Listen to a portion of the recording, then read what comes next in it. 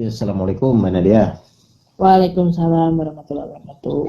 Kayak gini ya, kan kemarin itu saya tuh berpikir di Al-Baqarah 153 kan, hai orang-orang yang beriman, jadikanlah sabat dan sholat sebagai penolong. Ini kan semua orang tahu ya, Mbak Nadia. Iya betul. Nah, bahkan poin utama itu biasanya kalau saya menjelaskan itu, kalau ingin ditolong Allah ya lakukan iman, sabar, dan sholat. Kan begitu ya. Iya. Nah, sekarang saya perdalam. Gini, misalnya saya kasih analogi sederhana.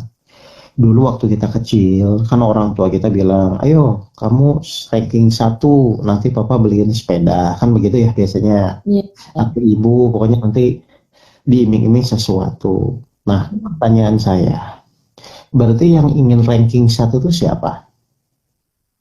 Kita, orang tua kita. Bapaknya kan? Ayo kamu ranking 1, nanti bapak Iya. beliin sepeda. Berarti Betul. tanda kutip si anaknya ini kan nggak memikirkan sepedanya kan, Benar, meskipun dia ingin kan, benar. pokoknya yang dia fokuskan adalah bagaimana mewujudkan keinginan bapaknya sehingga hadiah dari bapaknya adalah sepeda. Ya benar. Dia nggak mikirin uangnya, dia nggak mikirin sepedanya. Apa artinya? Ternyata si anak ini fokusnya pokoknya hanya ingin mewujudkan bapaknya, ya, keinginan bapaknya. Sekarang Ya. Allah bilang, hai orang-orang yang beriman, jadikanlah sabar dan sholat sebagai penolongmu. Berarti yang ingin kita iman, sabar, sholat itu siapa? Allah. Berarti fokus kita tuh bagaimana masalah kita selesai atau mewujudkan keinginan Allah. Mewujudkan keinginan Allah. Ya, berarti yang namanya iman, sabar, sholat ini adalah murni keinginan Allah. Ya betul. Sekarang saya mau nanya, kita hidup di dunia ini memang dalam rangka mewujudkan keinginan kita atau keinginan Allah? Keinginan Allah.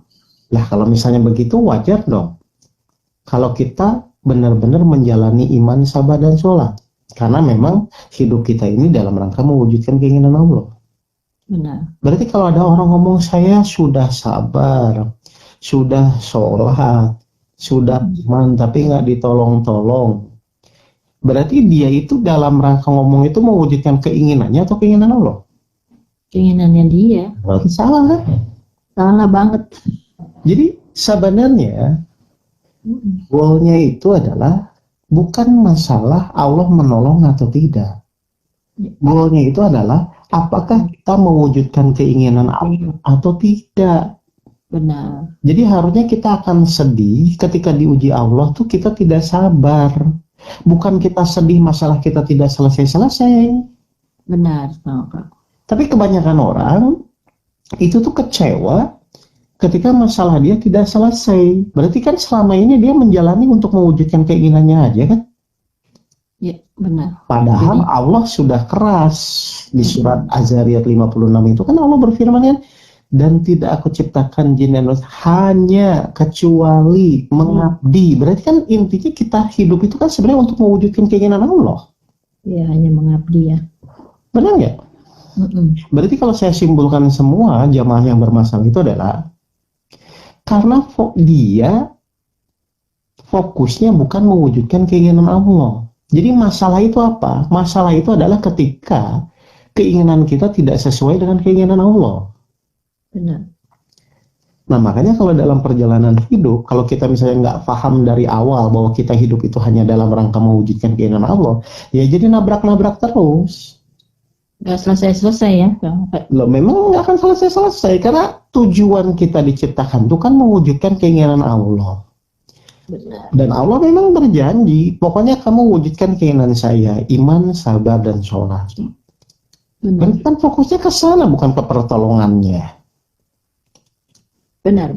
Tapi kebanyakan orang fokusnya hanya pada kenapa ya kok Allah belum menolong-nolong. Dari situ saja kan keinginan sudah berbeda. Makanya orang-orang itu ketika fokusnya hanya sekadar fokus keinginannya, ya sudah, akhirnya jadi permasalahan semua. Dan Allah tahu kan, mana orang benar-benar tulus mewujudkan keinginan Allah, mana yang tidak.